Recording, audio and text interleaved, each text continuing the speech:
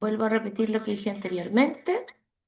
Vamos a tener este como parche de estar conectada yo con mi teléfono para que ustedes puedan verme mientras hago la clase. ¿Ya? Aparezco ahí como Mili Jaramillo, docente. Y recordarles, quien no pueda hacer la prueba en la fecha designada, tiene que esperar que se den las 4 pruebas y se abra el periodo para dar las pruebas atrasadas. Esto significa que cuando se abren las 4 pruebas, pero usted solo va a poder dar aquella que le falta. Si usted la dio y no le fue más o menos, le fue mal, no la va a poder dar de nuevo, porque la prueba tiene una sola posibilidad de darse. Quiero un poquito que veamos el cronómetro, el cronograma de actividades.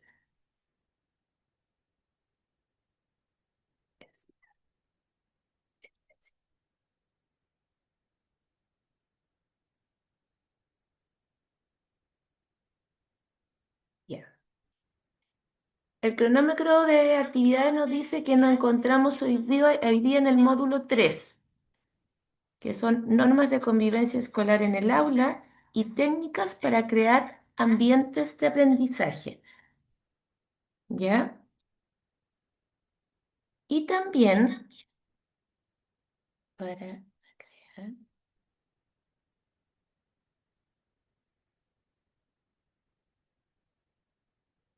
y también vamos a ver el módulo 4.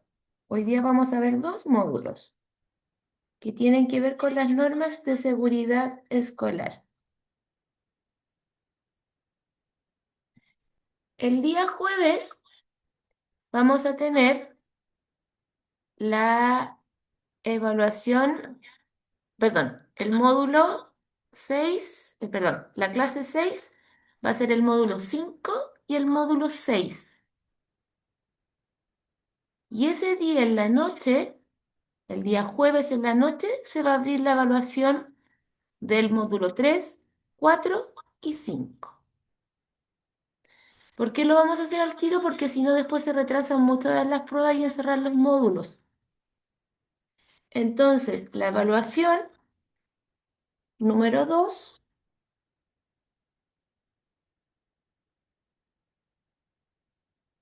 va a ser el jueves.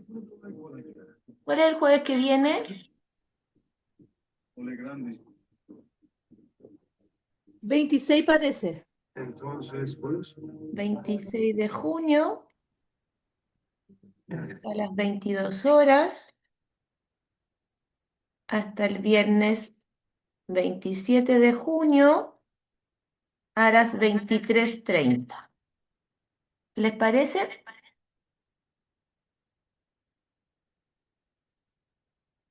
Es el módulo 3, 4 y 5. Esos son los módulos que van a ingresar en la prueba del día jueves. La próxima evaluación entra el módulo 6, 7 y 8. Y esta evaluación, por lo que yo he visto a ustedes, las acomoda a hacer las evaluaciones de jueves para viernes. ¿O me equivoco? Sí, profe, a mí me acomoda así. Bien. Sí, profesora. Entonces, para no retrasar una semana, el módulo 6, 7 y 8, la evaluación va a ser el jueves. ¿Me pueden decir el próximo jueves que hay? Creo que es 3. ¿O me equivoco?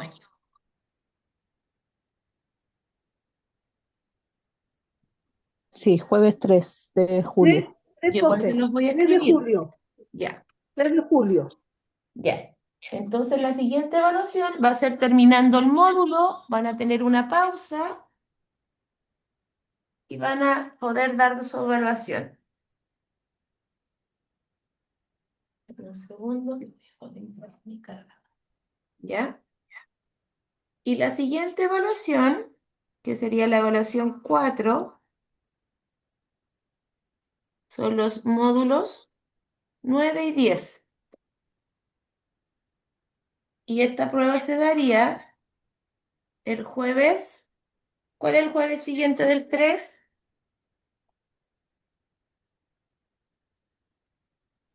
10 de julio parece. Ya. Sería el 10 de julio, 22 horas, al viernes 11 de julio. ¿Esto qué significa? Que ustedes van a terminar las clases el 10 de julio y el 11 ustedes ya van a tener listo su ramo. Ustedes tienen el material, por ende lo pueden ir estudiando antes. Lo que podemos hacer es que yo les ejemplifico, les explico y obviamente contesto sus dudas. De eso se trata la clase. Entonces tienen que ir adelantando ustedes para poder ir dando estas pruebas. Yo voy a escribirlos en el grupo, les voy a decir cuáles son las fechas de la prueba 2, de la prueba 3 y de la prueba 4. Y eso significa que ustedes este jueves vuelven a tener pruebas. Si ustedes tienen alguna dificultad y no la dan, no hay problema, pero se les van a ir juntando las pruebas cuando tengan que darlas todas juntas en 24 horas.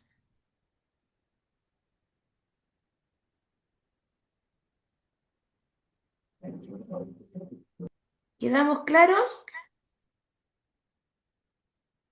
Ok. Bien.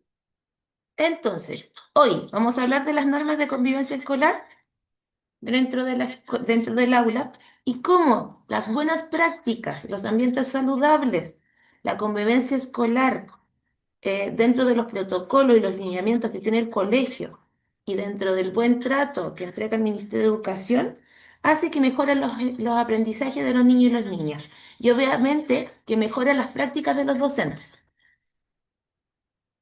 Para quien me está viendo ahora, yo muevo harto las manos por si acaso, espero que eso no los distraiga. Como no me habían visto antes, alguien levantó la mano. Anita Caro, ¿tiene su mano levantada? Ah, no, era mi mano. No, profesora, me vio mal. Era mi mano blanca del cursor, perdón.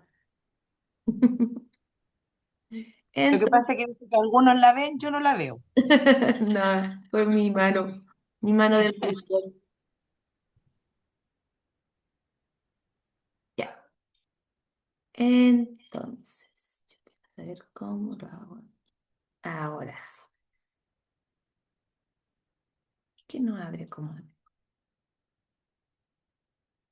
Vamos a ampliarla nomás, traté de abrirla como diapo y no me dejó.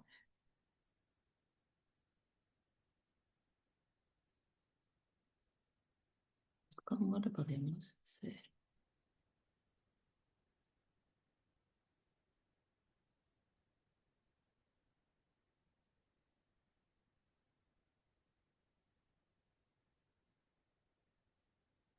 Vamos, vamos entonces a nuestro módulo 3.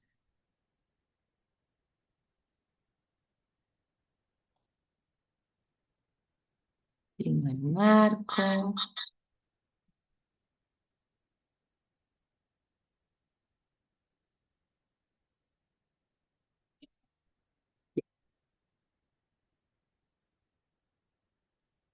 Como pueden ver ustedes, hay una imagen que nos acompaña en esta diapo que nos muestra un aula.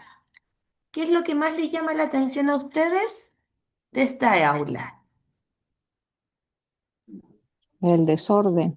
¿Ya?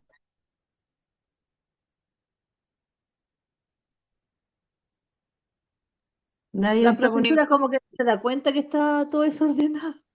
Como que el Animales, docente sigue haciendo su clase. nadie animales está dentro del poniendo aula. atención. ¿Qué más ven? nadie presta atención.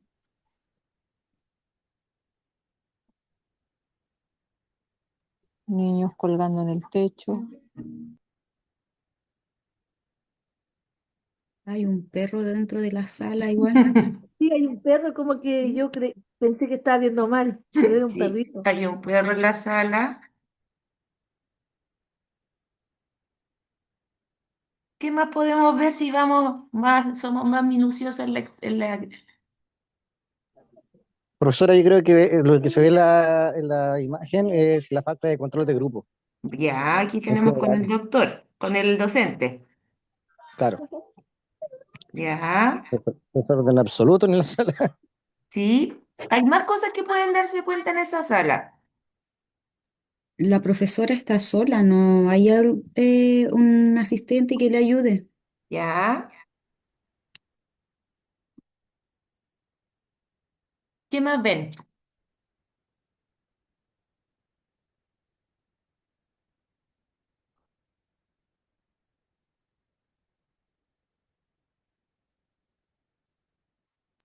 No hay comunicación entre ellos. Pareciera que no hay comunicación. ¿Podemos deducir cosas también?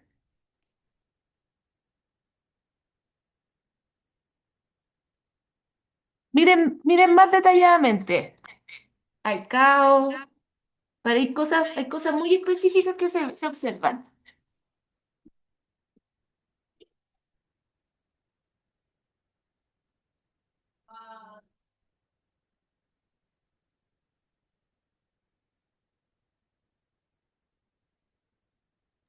Hay Hay unos mucha niños falta de peleando. respeto. Hay niños peleando.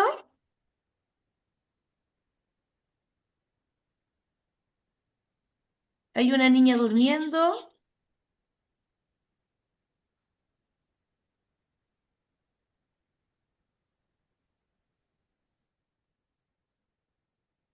¿Lo notan? Hay dos niños que pareciera que están haciendo una disertación. Ya. Dos niños como preparando material. Sí, algo así. Ya. Yo veo adultos también, no sé si estoy equivocada. Por lo que yo recuerdo en esta sala hay un solo adulto y todos los demás son niños. Ah, ya. ¿Hay algún niño que esté prestando atención?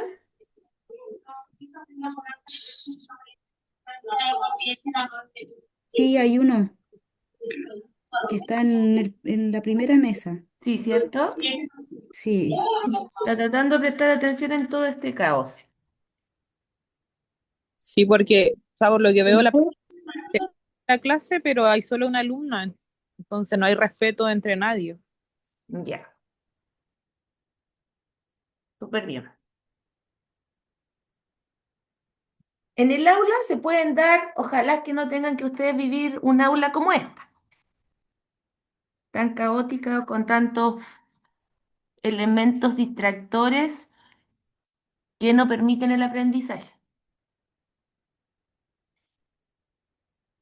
Una de las premisas primordiales de la educación es poder motivar y mantener la atención de niños y niñas dentro del aula. ¿Ya? Este es el trabajo que tienen los docentes desde preescolar hasta cuarto básico en conjunto con sus asistentes de aula. No solamente mantenerlos motivados y atentos, sino que estén involucrados en el aprendizaje dentro del aula y fuera de esta. Para poder nosotros funcionar dentro del aula, se genera un plan de convivencia escolar que está confeccionado, realizado, obviamente con las normas básicas del Ministerio de Educación, pero también se crea en consenso con la comunidad educativa.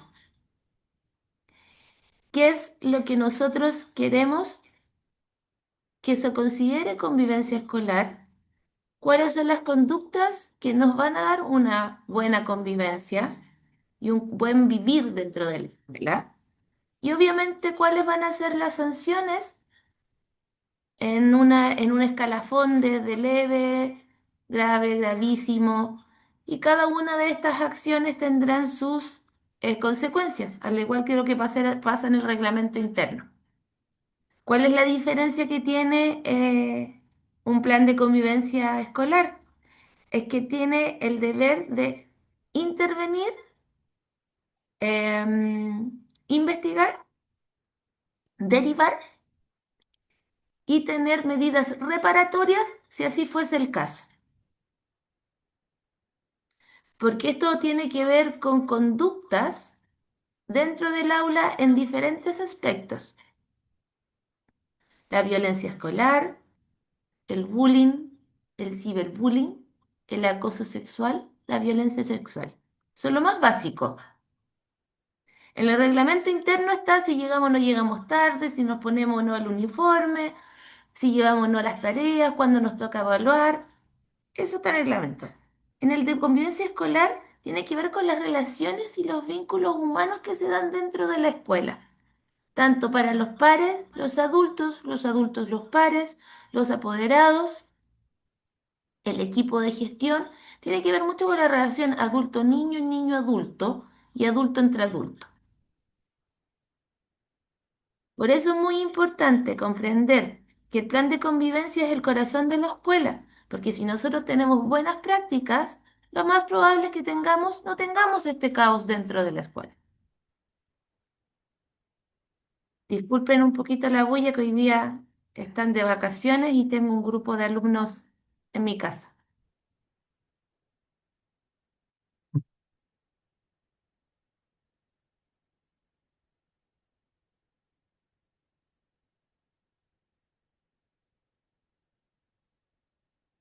Y se fueron para el patio.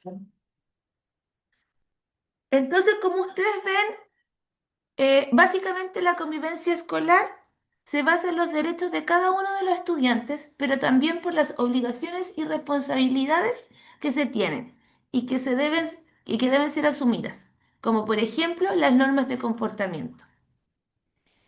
Sin reglas o normas, tenemos aulas como estas, caóticas, donde suceden muchas cosas dentro de un mismo espacio.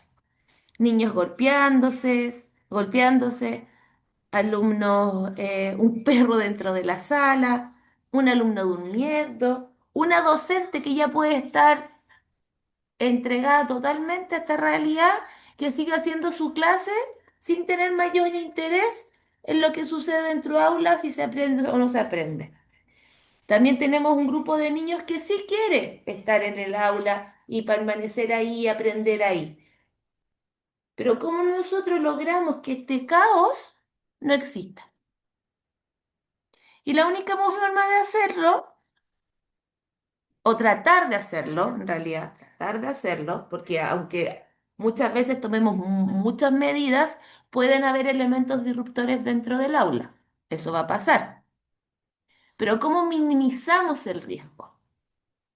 Y esa manera de hacerlo es tener reglas y normas que nos guíen. Y que los alumnos comprendan desde la primera infancia que sus acciones tienen consecuencias.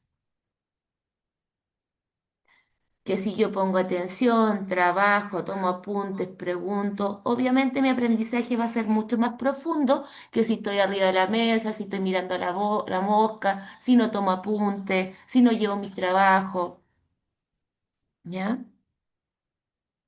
Entonces, y también entender algo que tiene mucho que ver con el de convivencia escolar, que uno tiene que observar a los alumnos y conocer sus historias para comprender sus comportamientos.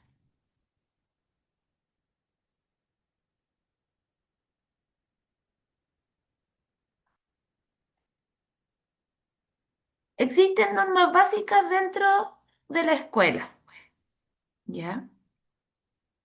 Que tanto los adultos y los niños deberíamos seguir. Lo primero tiene que ver con los docentes, y eso se va traspasando porque nosotros somos modelos en los procesos de enseñanza-aprendizaje. Entonces, uno como docente, lo primero es poder empezar sus clases de manera puntual.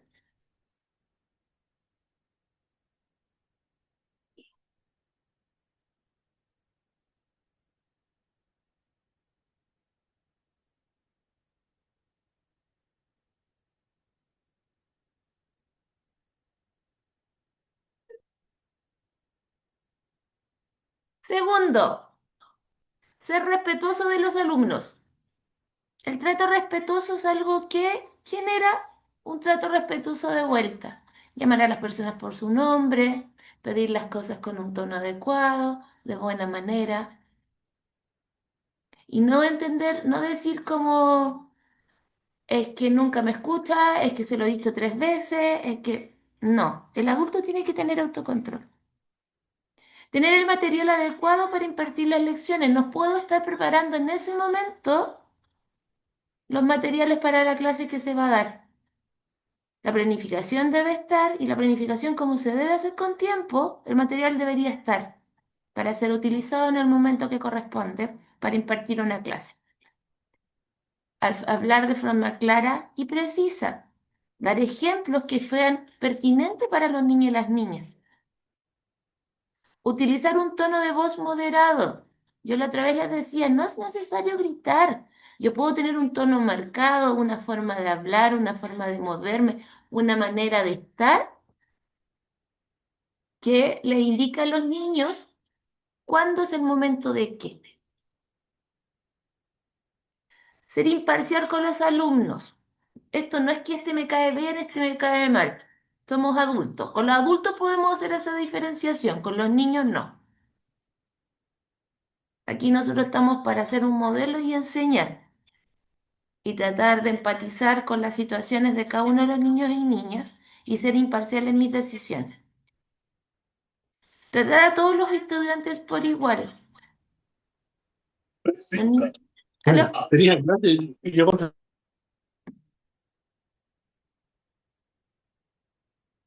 Vamos a tener alumnos que, si es lógico, somos seres humanos, que nos van a caer mejor que otros. Vamos a tener niños más participativos, menos participativos, mejores oyentes, eh, pero el deber mío es educar y es educar a todos en sus diferencias.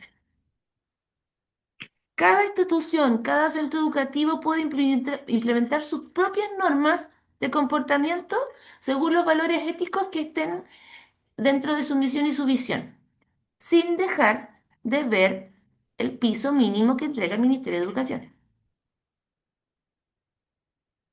Y siempre esto está dado dentro de imponerse el respeto frente a los demás, ser tolerantes, creer en la igualdad de derechos, la libertad de expresión, la libertad de género, la diversidad, las maneras diferentes de aprender.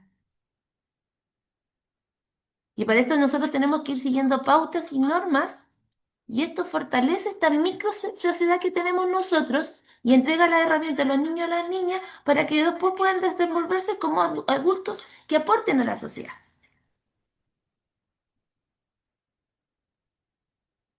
Y así tener adultos éticos, con valores, capaz de comprender qué pueden o no pueden hacer, cómo yo respeto que tengo al lado, a la que es diferente a mí. Puedo no compartir su pensamiento, pero sí respeto su pensamiento. Y este es el caminar que yo tengo en la escuela para después ser una puerta en la sociedad.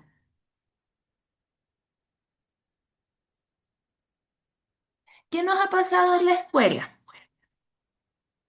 Que es las típicas frases que uno puede escuchar y decir es que siempre se ha sido así, que con este niñito no hay nada que hacer, que esta familia nunca aporta, em, que ¿para qué me esfuerzo más si este curso no permite hacer las cosas?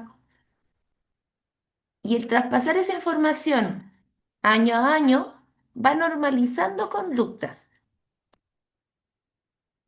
Normalizando conductas desde lo que yo le estoy hablando, una normalización negativa, pero también existe una normalización positiva de actitudes y acciones. Esta normalización positiva es el proceso por el cual se busca establecer normas, procedimientos y conductas esperadas para todos los estudiantes. Estas son reiteradas en el tiempo, de manera que los alumnos las interioricen y se convierten en un hábito que pasen a ser algo normal. Ejemplo básico, yo llego a la sala de clases y saludo. Yo llego a la sala de, suena la campana, ingreso a mi sala, saco el cuaderno de la materia que me corresponde y me siento para estar atento a lo que dice el docente. Es una conducta repetitiva que hago para todas mis materias, si es que no hay algún cambio planificado, y se va haciendo una conducta normal. Saludarnos, pedir permiso, no llegar y salir de la sala, no comer al interior de la sala sino estar permitido entre las normas propias de la sala. ¿Cuál es la relevancia de esta normalización positiva? Es que los alumnos, al tener esta forma de trabajar, donde es posible realizar las clases, alcanzan los objetivos del currículum en los plazos estipulados. ¿Por qué? Porque para yo alcanzar objetivos del currículum, requiero ambientes propicios para poder hacerlo. Requiero que la sala de clases, el patio, el colegio, reúna las condiciones necesarias para que todos los estudiantes aprendan y den lo mayor y lo mejor de ellos mismos.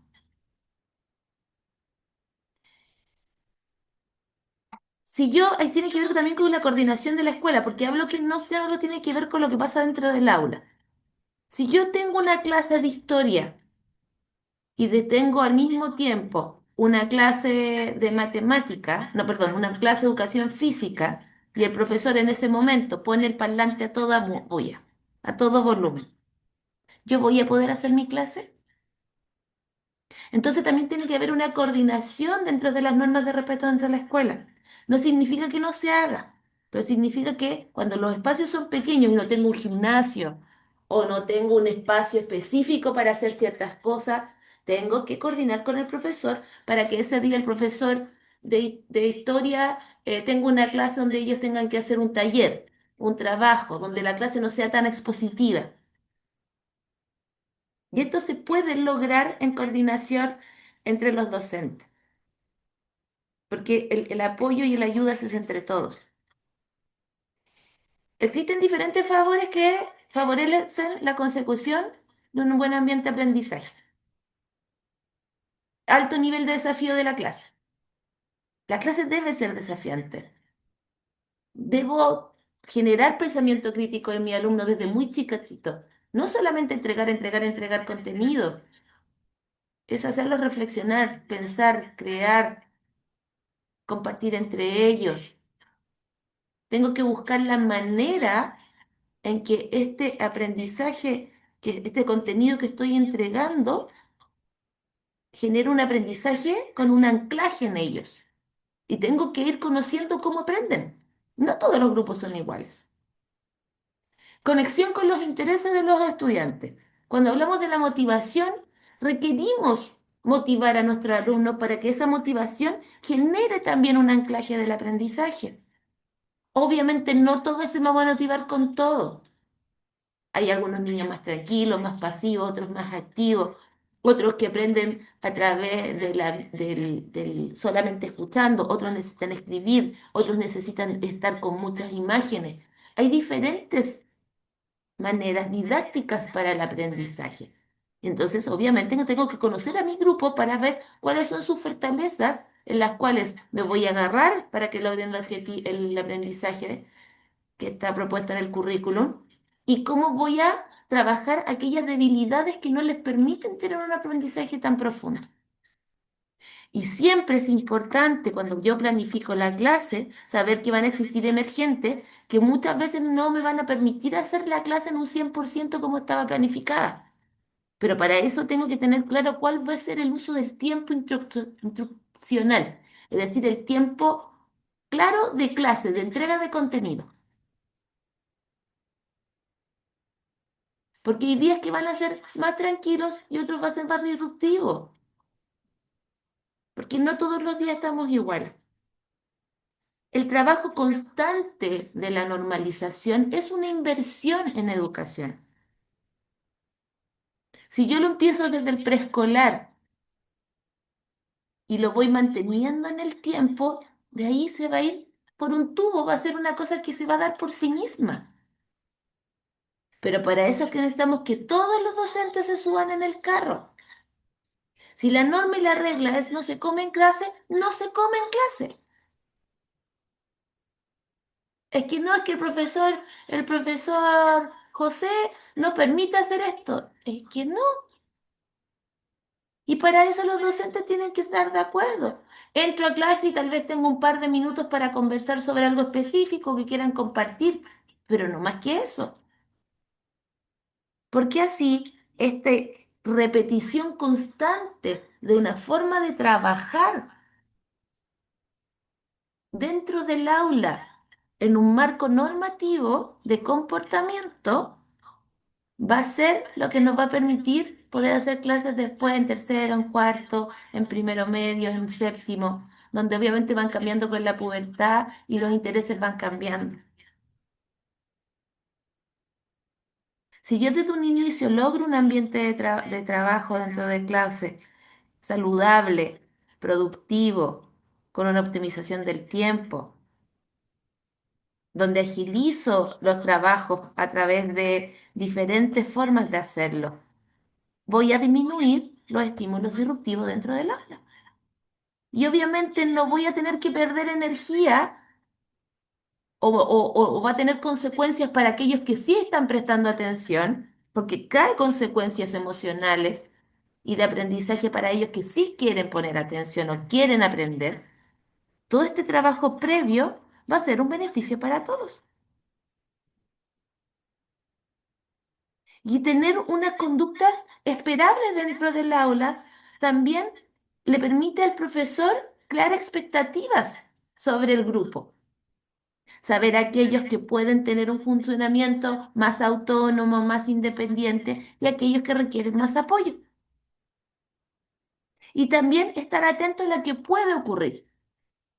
Yo al conocer a mis estudiantes, saber su realidad, saber sus dificultades, si tiene algún diagnóstico, si tiene una manera de procesamiento específico, obviamente voy a preparar mi clase para dar respuesta a todos.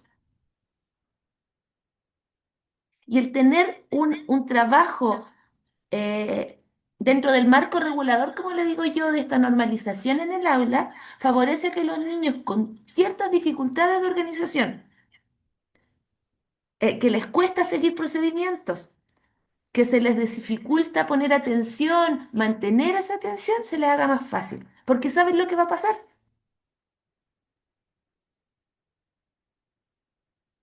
Porque los alumnos van a saber que si yo llego, entro a sala, saco mi cuaderno, va a empezar la clase y voy a tener mi material. Y voy a poder hacer mis cosas. No genero incertidumbre.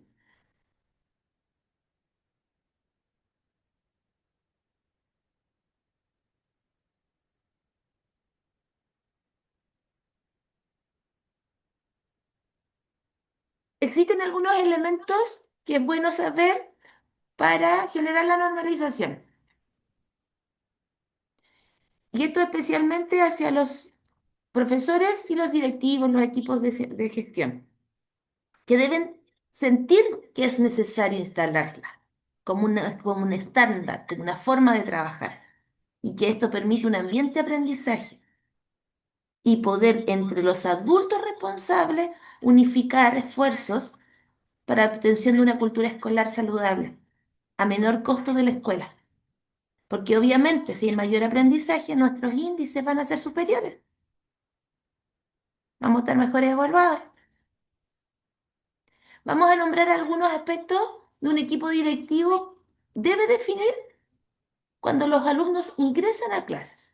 Esto desde que son chiquititos. Identificar aquellas conductas y prácticas que no están estandarizadas en el colegio y que consideren fundamentales para una cultura escolar, tales como la formación para ingresar a la sala, procedimientos para repartir materiales, procedimientos para ordenar y salir de la sala una vez determinada la clase. Por ejemplo, si vamos a tener un semanero, si vamos a ir designando tareas específicas que se van a ir rotando en el aula, si la organización de las mesas y las salas van a ser de cierta manera, y con esto vamos a propiciar la interacción entre los alumnos y también poder lograr que se sientan cómodos en grupos de trabajo. Definir las conductas y prácticas esperadas, es dejar ser súper claros con ellos qué es lo que se espera dentro del aula, cuáles son nuestras normas de convivencia básicas dentro del aula. Y lo van a ver, que son los típicos carteles que hablamos, nuestras reglas, nuestras normas, nuestros decálogos. Escuchar, levantar la mano, no levantarnos sin pedir permiso, no salir de la sala sin autorización, llevar mi material, no gritarle a los compañeros, no usar un lenguaje inadecuado. Hay una serie de normas que se pueden dar dentro de un aula y es bueno construirla entre todos.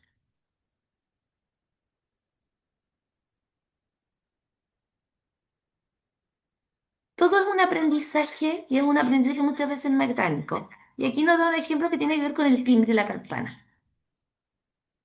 Si yo le enseño a los niños y niñas dentro del aula que cuando suena el timbre para salir correo, no es salir corriendo, sino que yo unos minutos antes les digo, ya, te dan 2 minutos para terminar la clase.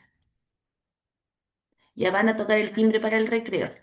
Guarden sus materiales, boten su basura, saquen la colación que van a comer en el patio, levántense y ordenen su silla. Si yo logro eso, cuando toque el timbre, nadie va a salir corriendo y dejando un caos detrás de ellos, porque van a tener el tiempo de cero en el recreo, sin tener que estar pensando en que tienen que guardar las cosas, en que tienen que sacar la colación. Y puedo pensar de repente que vamos a salir en orden, va a salir la primera fila, o de repente vamos a premiar. Ya, esta fila estuvo mejor, terminó antes de subir su trabajo, esta fila va a salir primero, porque tienen que tener súper claro que el recreo es un derecho. Un docente, un adulto, un inspector no puede castigar a un curso con su recreo, con su momento de esparcimiento y recreación. No los puede sancionar, pero sí puede dar así lapsus. Ya, primero sale esta fila, segundo esto, tercera esta. O la fila que terminó primero va a salir un minuto antes. Cosas así. Pero no sancionar al grupo o a un grupo de no salir al recreo porque es un derecho. Y siempre es importante definir qué se va a hacer ante el cumplimiento o el incumplimiento de una norma establecida. Porque si yo soy clara, aunque sea repetitiva, y uno sabe si yo no hago algo, cuál va a ser mi consecuencia, voy a tratar de cambiar mi conducta. Y eso es lo que voy a hacer. Y vamos a ver cómo vamos a enseñar y le vamos a hacer seguimiento a dicha conducta. Y muchas veces en estas aulas caóticas, y muchas veces pasa los inicios de año, vuelta a vacaciones, donde hay que tener como un periodo de adaptación, se utilizan diferentes técnicas de normalización dentro del aula. Y estas técnicas nos permiten muchas veces bajar esta intensidad que está en el aula.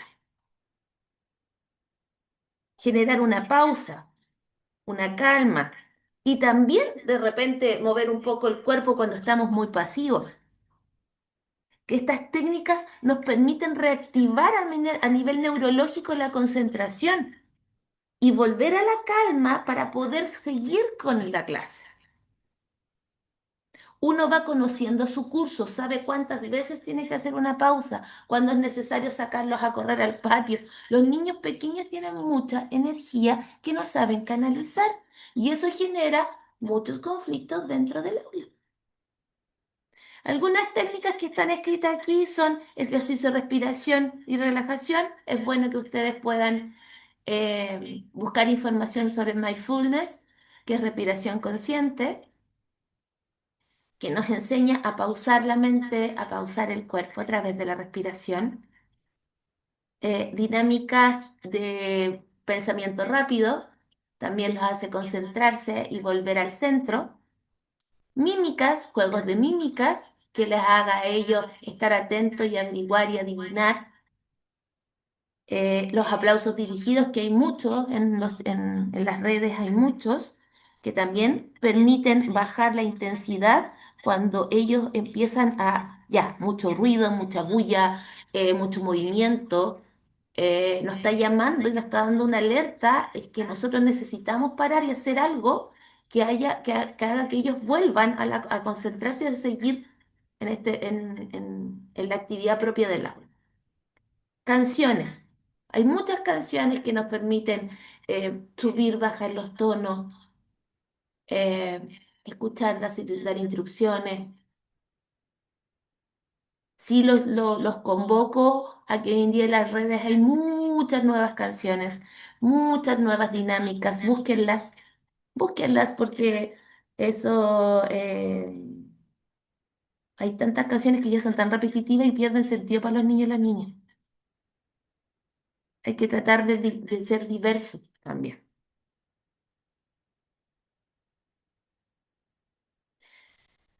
Vamos a dejar de compartir. Ya. ¿Cómo sintieron esta parte de la convivencia con él? Que yo creo que muchos de ustedes como padres les ha tocado o conocerla o saber o activar algún protocolo de convivencia escolar. Entonces, ¿les hace sentido lo que trata de decir el texto de formación?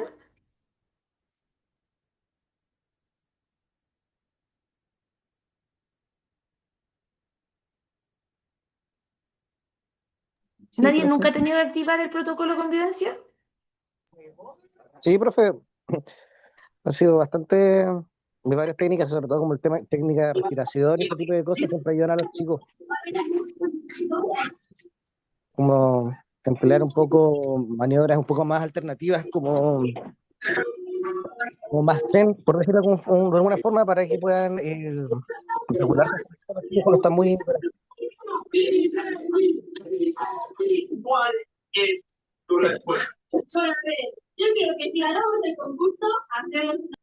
Con cuidado con sus audios, chicos. Sí, pero lo que decías tú, hay varias técnicas y las técnicas de respiración consciente sirven mucho y si se las enseñamos a los niños de chicos les van a servir cuando sean adultos. ¿Ustedes sabían que hay un mecanismo 4-4-4 que se hace 10 veces de respiración, que es casi como con tomarse un clonazepam cuando da una crisis de ansiedad? A ese punto llega la respiración consciente, de poder bajar nuestros niveles de ansiedad. Imagínense un niño que no puede verbalizar lo que siente y lo que le está pasando. Si nosotros le entregamos herramientas, son herramientas que lo van a acompañar de por vida. También hay técnicas, profesora, que son como de señales, de Ujú, reforzar señales, sí, o condicionar a los muchachos eh, ¿cómo se llama? Con señales repetitivas. Por sí. ejemplo, hacer como el símbolo del 3 es con la mano, en forma lateral, para que entiendan que tienen que esperar su turno para hablar. Cuando están hablando mucho y como con el profe, profe o tío, Sí, tío, colocarle la mano en el hombro para que entiendan que mientras estás hay un espacio. poniendo atención en otro lado, ellos tienen que tener espacio para poder darse cuenta que los escuchaste, pero que tienen que esperar también. Y no Entonces tengo son que gritarle, decirle, no te toca todavía, espérate un rato, sino que a través claro. de la kinestesia, a través del contacto físico respetuoso, doy una señal. Sí, muy bien, Daniel. ¿Alguien más le ha tocado conocer o algún manejo de alguna técnica?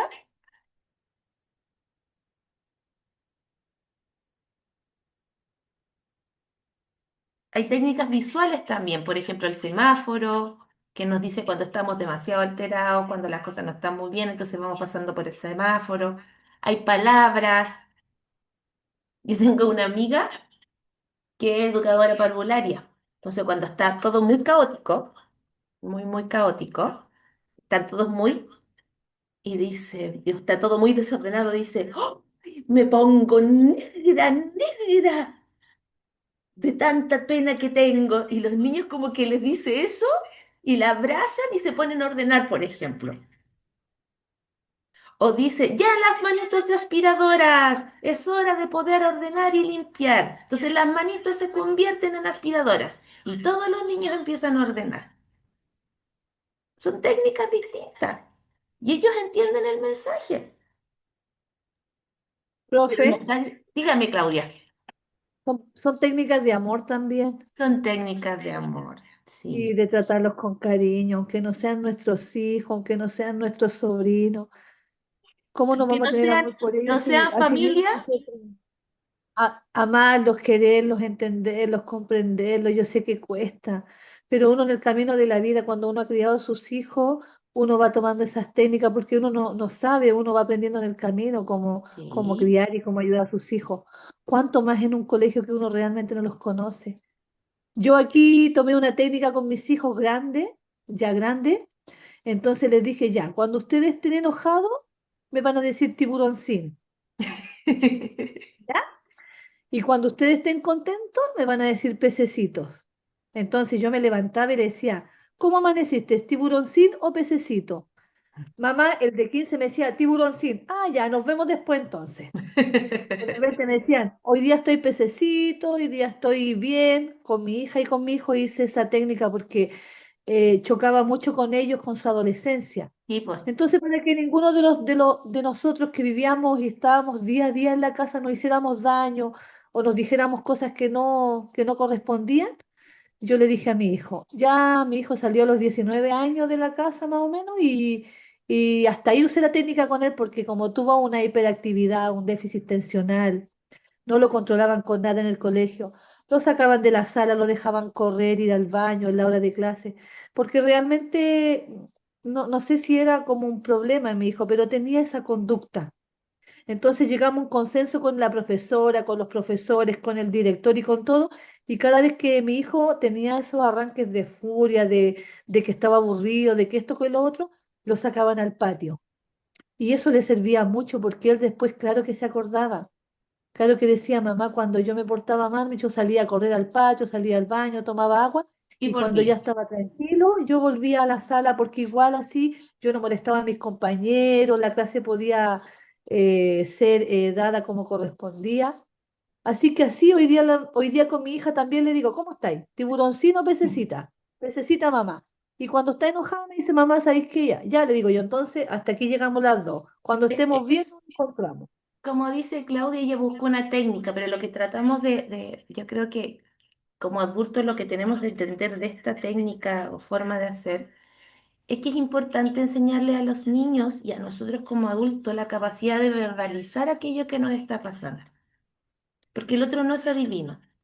Si aparezco con cara de 2 metros y yo te pregunto, hijo, ¿cómo estás? Hijo, ¿quieres desayuno?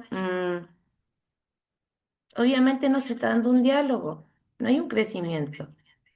Y yo puedo validar que esté molesto o que no haya dormido bien o que no se sienta cómodo con algo o si lo quiere o no lo quiere compartir. Pero si yo te pregunto, hijo, ¿cómo amaneciste hoy? Me puedes decir, mamá, sabes que no me siento muy bien y no tengo ganas de hablar. O mamá, sí, voy a tomar desayuno, gracias. No necesito una profundización completa de lo que pasó. Y eso mismo se va a replicar en la escuela, porque recuerda que el primer agente educativo es el hogar. Pero lamentablemente no es una realidad país que se esté dando en un porcentaje muy alto. Pero maneras de verbalizar y también los adultos poder verbalizarle a los niños y a los niños cuando nos sentimos o no nos sentimos cómodos o cuando necesitamos pausas, ¿ya? En los trabajos también deberíamos tener pausas, debería ser algo que hiciéramos hasta que fuéramos viejos, pero a veces cuenta, a veces cree que uno creció y se aprendió todo. Vamos a hacer una pausa, ¿les parece? Son las 8:02, 8:15 de vuelta.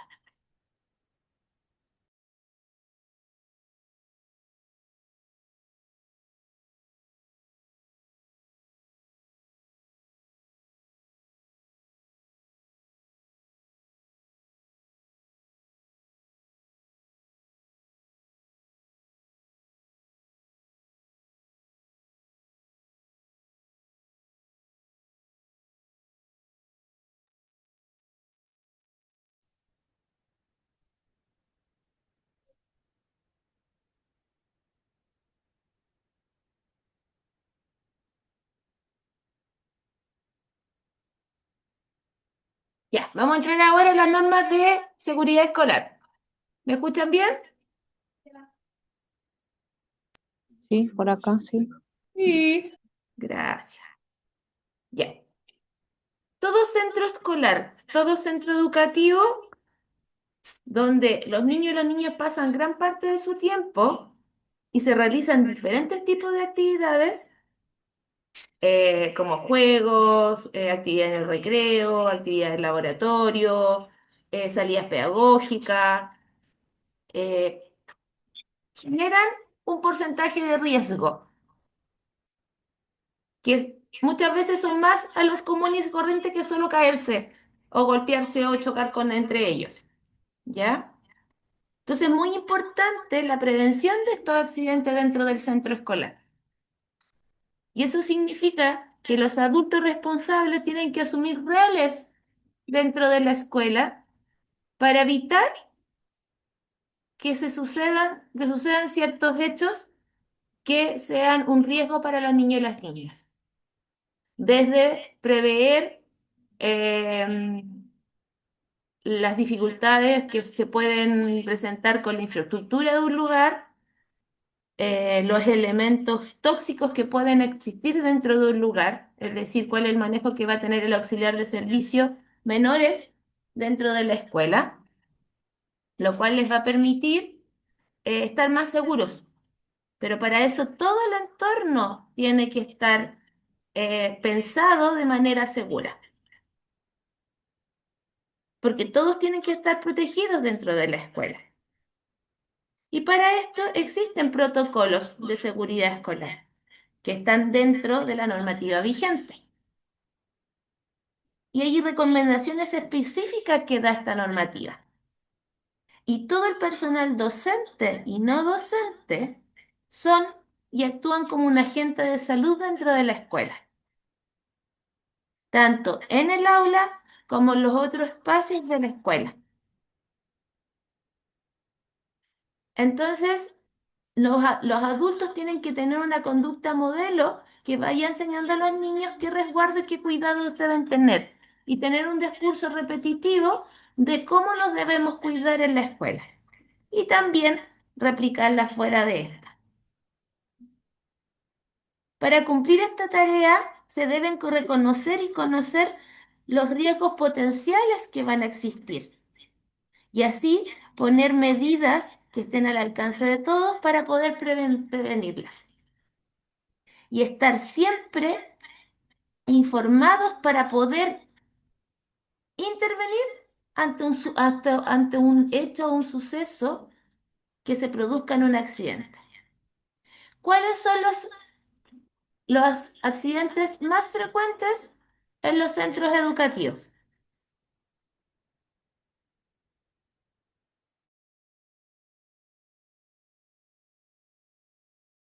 Las caídas,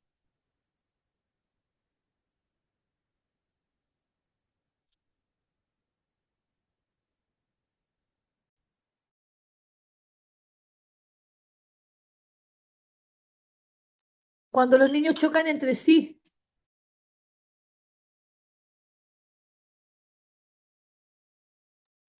o a veces pueden chocar con una puerta también.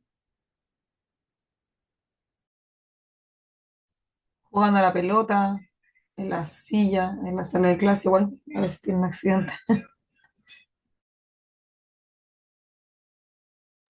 Profe, no se le escucha.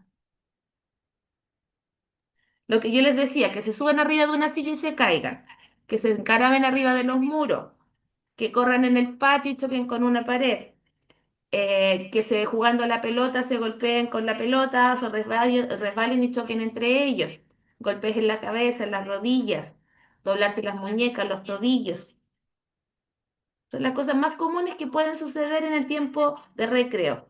Y en la clase, que corren por la sala, que pasan por encima, que se pueden pisar, son los riesgos que pueden existir.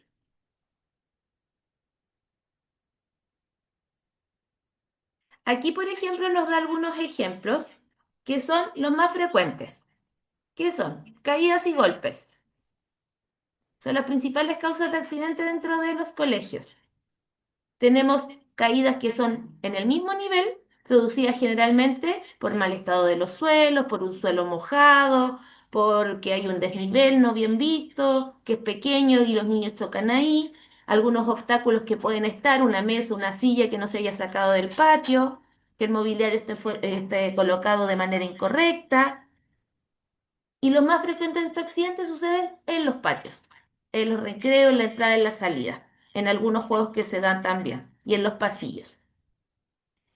Y también existen caídas o golpes a un distinto nivel, que por ejemplo la escalera no tiene los antideslizantes, que se golpeen en las barandas por estar jugando o haciendo cosas que no deben o porque los empujan. Y también existir accidentes de distinto nivel cuando están en alguna actividad educativa, cuando saltan de un cajón a otro, cuando trabajan con elementos de equilibrio o aparatos que son juegos dentro de la escuela de entretención que estén en mal estado. Y eso puede generar un accidente. Otra de las cosas que puede suceder son cortes y heridas producidos por objetos cortantes o punzantes de uso común, tijeras, lápices, em, los cierres de repente que se enganchen con las chaquetas y se puedan pasar a llevar la pera, por ejemplo, al subirse, que se les enganche el pelo, o una caída fuerte que dé un golpe, por ejemplo. Si un niño cae y se pega en el borde por ejemplo, un zócalo, se golpee, y se puede cortar la ceja, eso va a tener un corte y una herida, un sangramiento. Y ahí tenemos que saber cómo reaccionar. Otras que son menos comunes, pero se podrían dar, son las quemaduras, que a veces, aunque los profesores no escuchen o alguien no entienda, ande con un termo, un tazón de agua caliente y pueda caerse. O un niño en esto de juego y todo ingresa a la cocina de los profesores y se meta y toque la tetera. Y también algo que se puede dar son las quemaduras por los rayos del sol. Los niños deben usar bloqueador solar, deben aprender a usar un jockey, deben protegerse sus brazos, sus piernas, porque pueden existir que estén mucho tiempo expuestos, por ejemplo, en un acto, mucho tiempo expuestos al sol y se puedan quemar.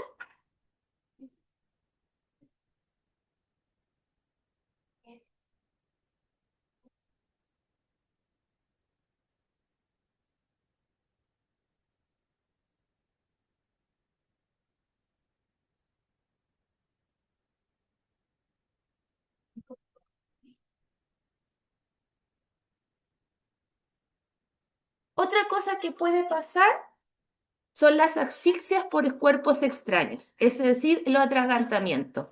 Puede pasar que los niños, y hacen mucho, que los niños comen la colación mientras están jugando.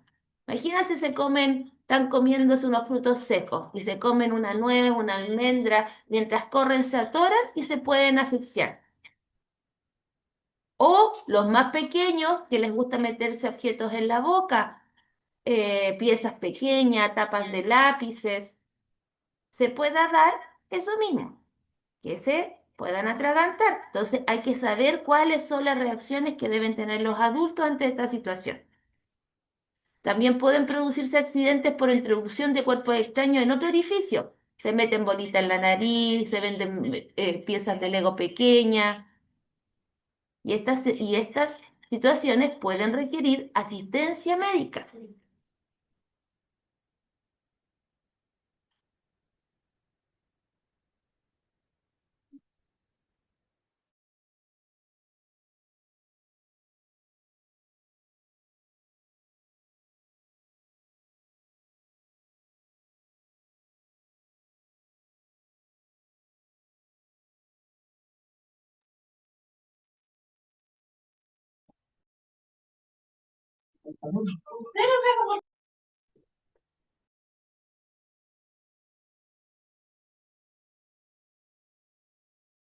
Disculpen.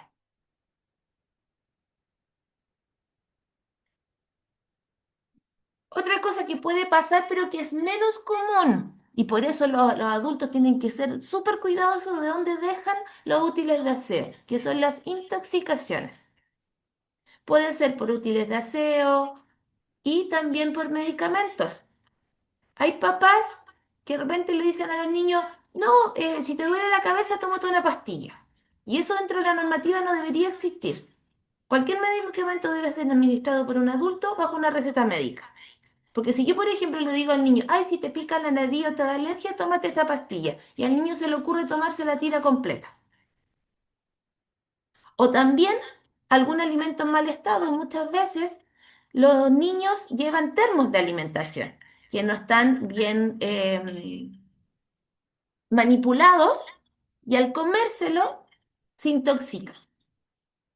O una leche, que son las cosas más comunes que podrían tener por ingesta de alimentación. Porque si los niños comen dentro de la escuela debería tomar las medidas correspondientes junto con la manipuladora de alimentos en los espacios de cocina para que este tipo de cosas no pasaran. Y ahora vamos a las menos comunes. Por ejemplo, que se electrocuten, que les dé la corriente. Los enchufes deben estar a cierta altura, los niños deben saber que no deben manipularlo, deberían estar a la visión del adulto para que los niños, saber si algún niño se acerca o no, tener tapas para que los niños no metan elementos como lápices, los dedos, alguna cosa, porque los niños son muy ocurrentes. Y también tiene que ver con la mantención de la infraestructura de la escuela. Algún cable cortado, algún enchufe que no esté en su lugar, usen un alargador que esté pelado, por ejemplo, y les pueda dar la corriente. Por eso los adultos son los responsables de prevenir cada uno de estos posibles accidentes, teniendo todo en óptimas condiciones. Otro elemento, las picaduras y las mordeduras de animales.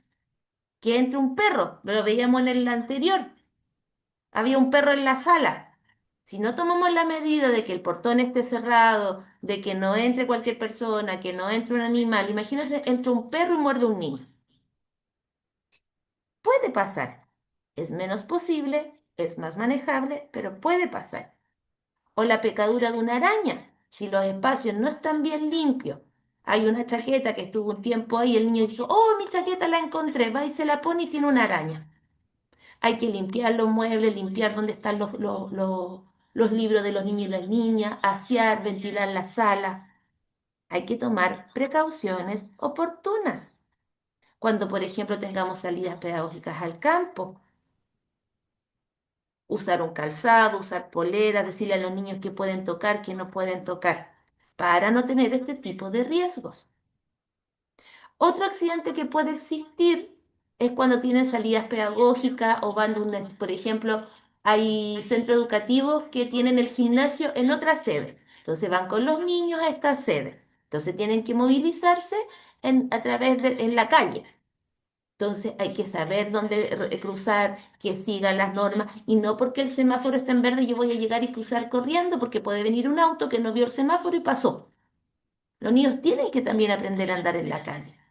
Muchos niños andan poco en la calle, andan en puro auto o en el transporte escolar. Entonces no tienen interiorizado el autocuidado vial. Entonces es muy importante también prever este tipo de situaciones.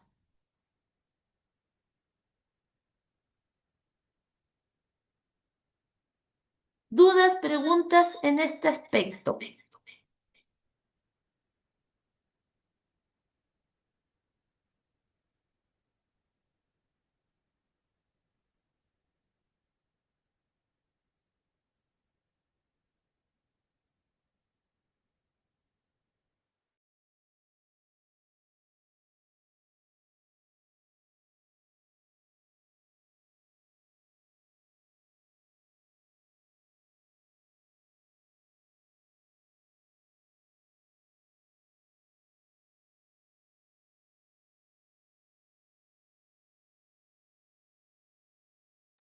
¿Alguna Una duda. experiencia dentro de la Tengo seguridad una duda, escolar? profesora. Dígame, Natalia.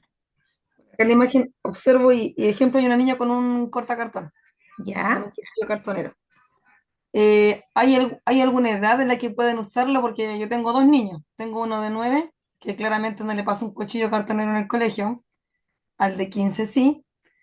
Eh, pero si un niño chico lleva un cuchillo cartonero, ¿de quién es la responsabilidad o debo dejar que lo use? ¿Hay alguna edad en la que deben No, usarlo? no, ¿O eso va a depender de la habilidad de cada uno? no, no. Las actividades tienen que ser pensadas para ser usadas con el material adecuado. Un niño pequeño no debe usar un cuchillo cartonero. Ya, No debe usar silicona, no debe estar un cuchillo cartonero. Eh, si son muy pequeños, los elementos que ellos ocupen tienen que ser que no se los puedan ingerir, por ejemplo. Si van a hacer un experimento, deben trabajar en grupo con un adulto responsable, porque lo más probable es que se lo lleven a la boca. Pero los cuchillos cartoneros, los cuchillos para cortar, no deberían ser usados dentro de la dentro del aula. Deberían ser utilizados por un adulto. ya, Sí, ok. lo que se hace y se empieza a trabajar desde chiquitito son con cuchillos plásticos, en los talleres de cocina, por ejemplo, que uno les entrega pero son plásticos, no generan un daño mayor, pero obviamente se les va enseñando cómo utilizarlo, que yo si estoy con una tijera o con un cuchillo, estoy en mi puesto sentado y no ando corriendo por la sala, Exacto, porque es peligroso. ¿ya? Pero en sí los cuchillos cartoneros yo creo que se usan en enseñanza media ya. Sí, en medio lo ocupan.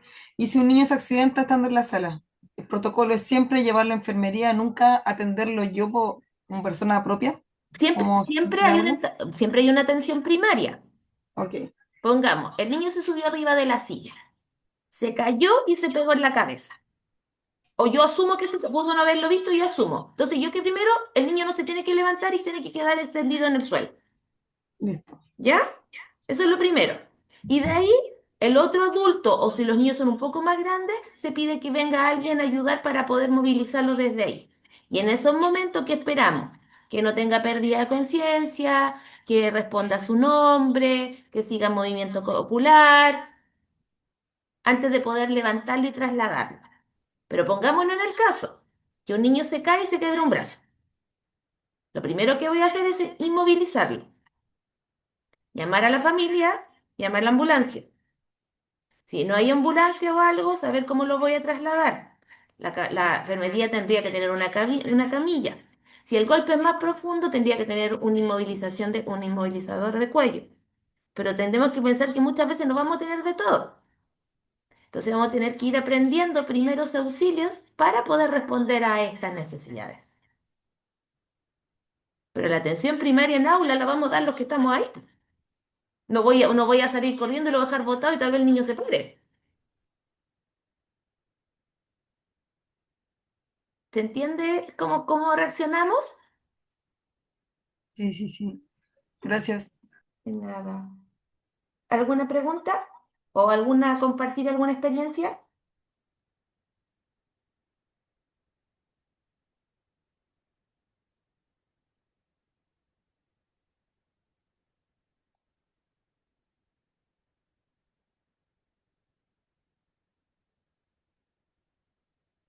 ¿A alguien le ha tocado tener que lo llamen del colegio para decirle que su hijo se cayó, se golpeó, chocó con un compañero, o que llegó al colegio y se lo encontró con así un medio chichón?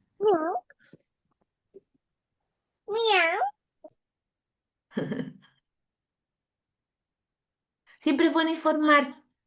Y aunque los papás quieran o no quieran llevar los servicios médicos, siempre hay que hacer el seguro escolar y entregarlo cuando se va. Eso es muy importante, eso es algo que hacen los inspectores, inspectoría general o a veces puede ser el mismo docente.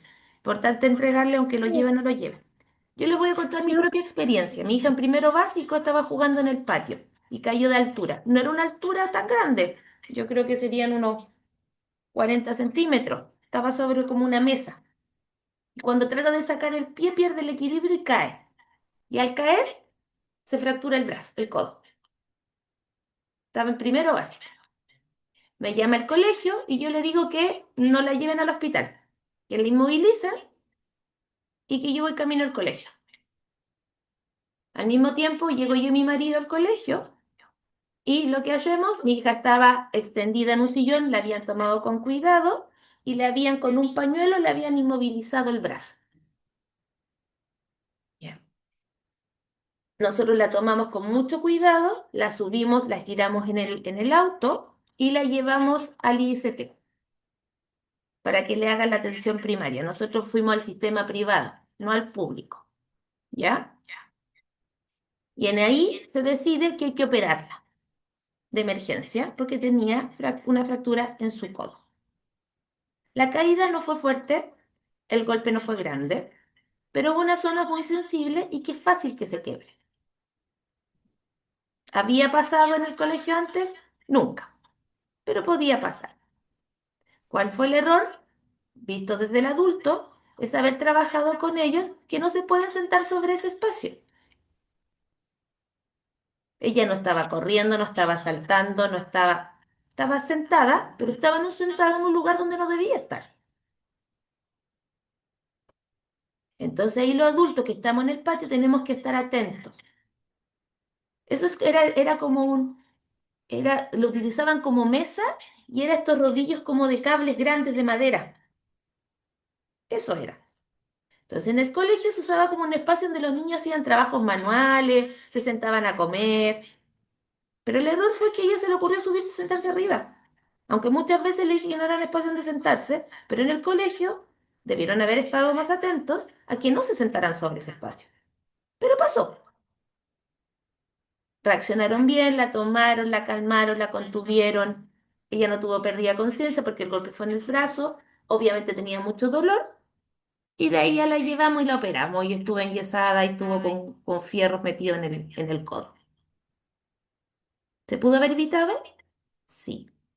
Pasó, sucedió, hubo una buena reacción y un buen manejo. Y nosotros también estábamos cerca. Si no, el colegio lo hubiese llevado y lo hubiera dicho, sea así, llévela al ICT y yo los espero allá. O yo llego allá. Pero no la lleven al hospital, o puedo haberle dicho, sí, llévela al hospital y yo después la rescato del hospital y la llevo a otro lado. Ahí empiezan las decisiones de los adultos. Pero el protocolo funcionó bien. ¿Algo más que quieran compartir? Una consulta, profe. ¿Y qué Dígame, pasó Araceli. con el seguro? El seguro Usted la- escolar, dígame. Pero ¿qué pasa ahí en ese caso? Porque usted la llevó particular, no la llevó. No hice uso del seguro escolar porque el seguro escolar es para el servicio público. Que Ya, si yo tengo pero, una clase, estoy FONASA y tengo nivel, creo que 6D, tiene que pagar una atención. El seguro lo que hace es que no te cobren nada y la atención sea más rápida. pero si lo hubiese llevado ya al sistema público, ¿lo hubiesen hecho lo que a la niña le hicieron, qué sé yo, o hubiesen operado? No lo sé, no le sé si lo hubieran operado rápido, si hubiera tenido que esperar. Lo más probable es que hubiera tenido que esperar pabellón. Lo más probable es que hubiéramos tenido que esperar cama, porque el sistema público funciona así. Si no hay cama, ¿dónde la van a tener? Si no hay pabellón, ¿dónde la van a operar? Mi hija entró al sistema, a la ICT, de ahí fue derivada a la clínica y esto pasó tiene que haber pasado como a las 11 de la mañana y a las 7 de la tarde estaba operada. En otro caso podría pasar tiempo y no sería así. Hubieran tenido que esperar sacar la radiografía, ver que llegara el especialista, decidir qué tipo de cirugía, ver si había pabellón, ver si había cama en el área pediátrica. El seguro lo único que nos asegura es que no nos van a cobrar y que la atención es más rápida. La atención primaria es más rápida, pero lo que viene Puedo, después tiene que ver con el sistema mismo. disculpe, profesora, ¿puedo opinar sobre el Dígame, tema? Janet, Bueno, yo trabajo en el hospital de San Antonio ¿ya? y estuve durante 3 años trabajando en servicio de urgencias como recaudadora y admisora, ¿Ya?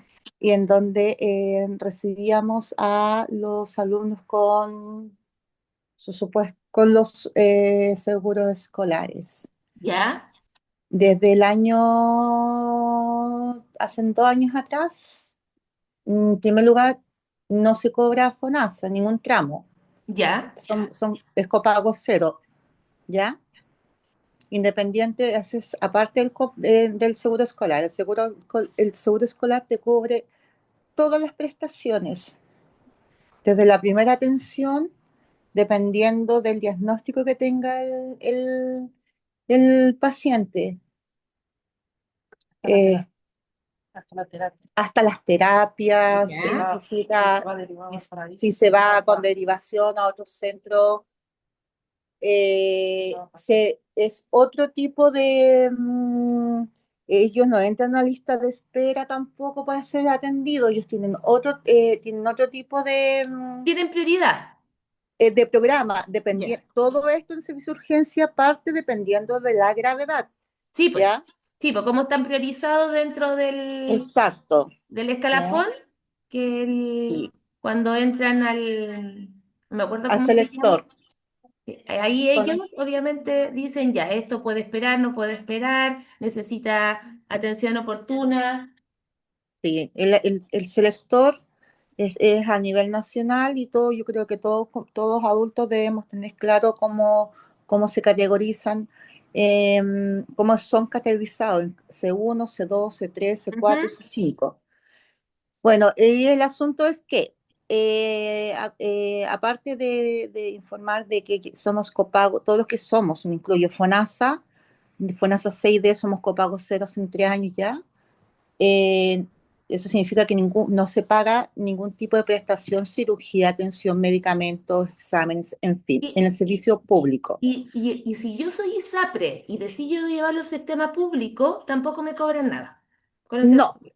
o sea, si eres seguro escolar, sí, pues no te cobran nada, Nada. nada, nada. Porque está haciendo uso del seguro escolar, que es un derecho que tienen todos los alumnos, y parte desde el trayecto, en este caso colegio, casa, colegio, prácticas escolares, Ujú. paseos en el colegio.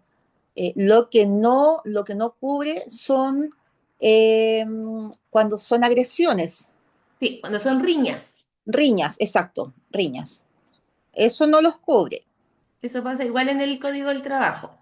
exacto. ¿Qué más? No son accidentes. Cuando presentan alguna enfermedad, por ejemplo, o de repente los niños se descompensan y se Ujú. desmayan, eso no es un seguro No, escolar. no es un Excepto, accidente. o sea, no es un accidente, pero excepto si es que el niño haya sufrido un golpe en la cabeza, Ahí que pasa a esté ser accidente. desangrado, ahí sí, ¿ya? Eso es. Y, claro, y el seguro que bueno, nosotros como futuro inspector tenemos que aprender a llenar bien el seguro porque de eso depende de la atención que tenga después Eh, el, ya me el acordé alumno. la palabra, el triaje, Sí, algo así se llama. sí, Y eso categoriza el nivel de emergencia que es. así es. Así que eso es mi aporte. No, súper bueno el aporte porque ahí nos deja claro varias cosas a ¿Ya? todos nosotros. Súper, súper bien. Pero si se dan cuenta, el contenido que vimos hoy día tiene que ver con cosas muy puntuales que no tenemos que aprender para cuando sea la evaluación y para su quehacer propio, pero sí entender que hay que profundizarlo mucho más. ¿Qué hacer en caso de cómo actuar en esto? ¿Cómo tener un mejor manejo de grupo? ¿Qué técnicas puedo utilizar? ¿En qué me debo fijar? Ahí va a tener que ver con su propia práctica, sus conocimientos anteriores y lo que van a ir aprendiendo dentro de la escuela. Entonces, nunca temer preguntar, nunca temer querer saber un poquito más y todo, y leerse siempre cuáles son los planes, cuáles son los protocolos.